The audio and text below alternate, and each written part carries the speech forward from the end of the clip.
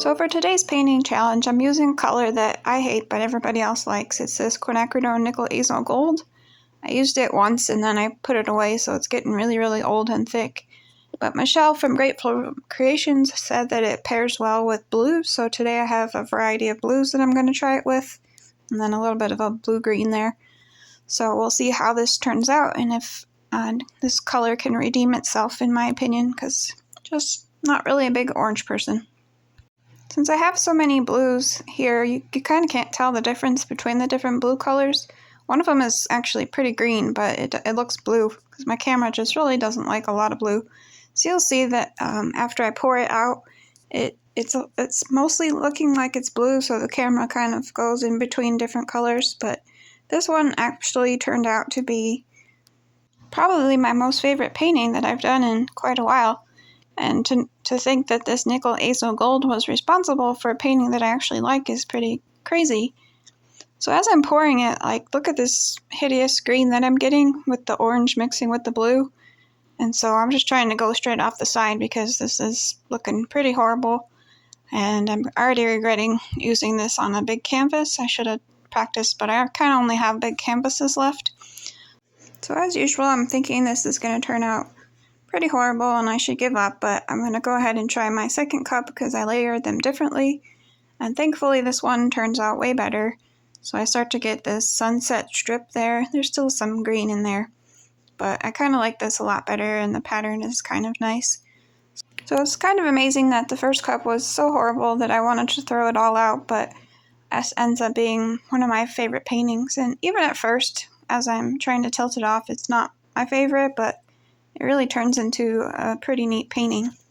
So here you see that I'm about to fill in this little gap here, and that causes me to do something later that sort of messed up the composition more than I wished that it had, so I kind of was wishing that I didn't put that there, but it just changed it a little bit. It made it a little bit more creative, so that's why this video is a little bit longer, because I ended up having to stretch it out to try and get rid of that section. I don't know why I didn't try my usual just scraping it off and putting something else there, but for some reason I didn't do it, and here's the icky orangey green is back again.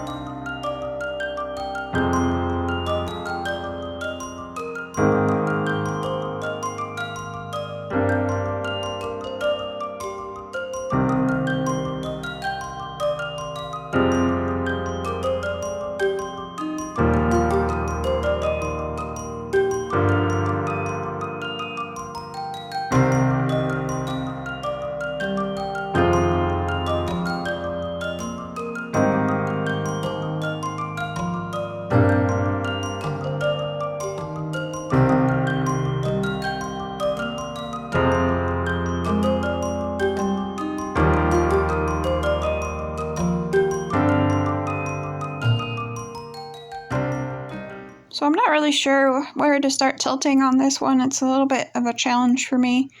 So this is a different size canvas than I'm used to, and when you use a different canvas size or shape, to me it's like you're just doing a totally different technique because you have to rearrange everything and change the way you know how to do things.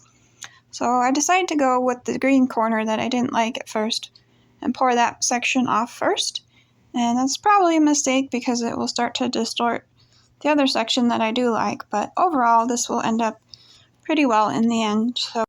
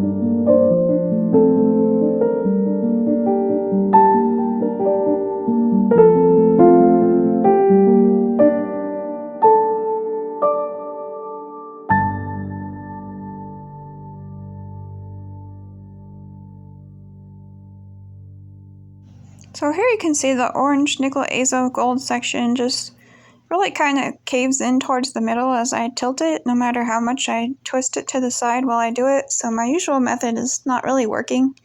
So I'm just trying to push off more paint so it will maybe lock in the edge there. I just kind of want a rounded section instead of it caving in like that. So that's why I said in the beginning, I think locking in that green corner in the beginning was a bit of a mistake because I think it made this distort more and more. And the more I try and fix it, the bigger a mess I start making. So I do think that it's probably a lost cause again, but again, I'm wrong. And this turns out to be one that I really love. So I guess fluid art is supposed to be teaching me patience, which I'm not sure I quite have it yet, but I think that's what I'm supposed to learn here.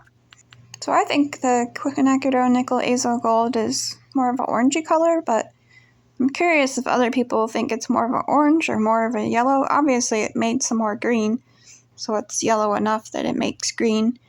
But I'm curious to know if you guys think it's more of an orange or more of a yellow.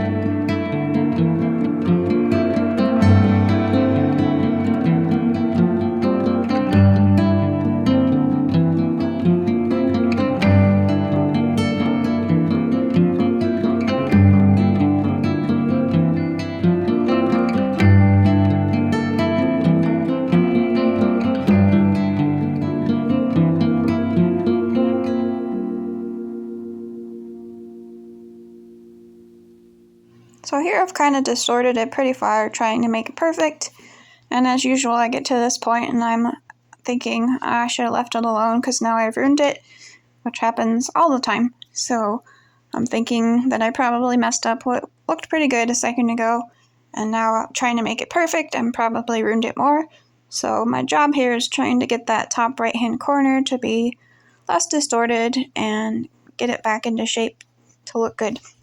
I don't know if I'm the only person that gets to a certain point in their painting and they're kind of think it's okay and you should leave it alone, but then you keep going and then you regret it, and this happens like almost always. On this one I can't even blame the canvas being too large. It's just a 16 by 20, so I could see it pretty well, but you also see that I didn't even adjust the camera, so it's cut off a little bit because I thought it was such a disaster in the beginning. I didn't even bother to look if it was in the frame. But watch for the close-up, you'll be amazed that this all looks like kind of just regular old blue from a distance, but when you do the close-up, you'll see all the different colors that you can't see because my camera is biased against blue. I wish it didn't like red because I don't like red, or orange, so unfortunately it doesn't like blue.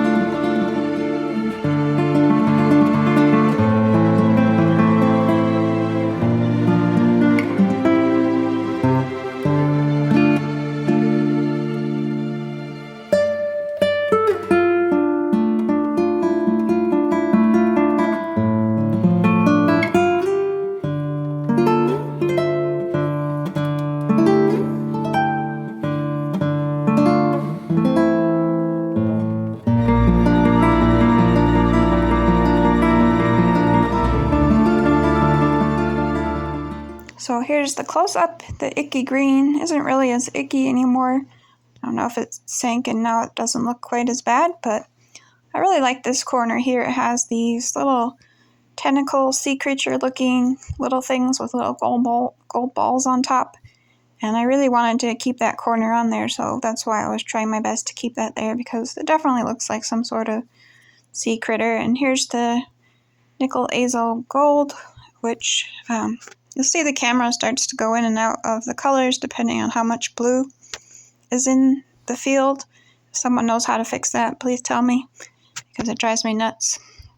So you'll start to see a little bit of what it really looks like, and then it will start to fade out, and then it will start to look like itself again. So the more blue you can see, it just gives you like a blue blast, but you can hopefully see what the real colors are as we go through here. But I like this little wispy section too. I'm not sure why this one is quite so wispy, but I really like it.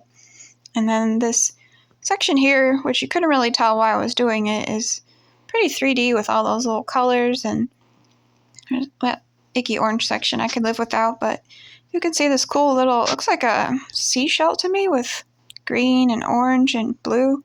So I kind of like this section, so I was trying to keep a lot of this as well.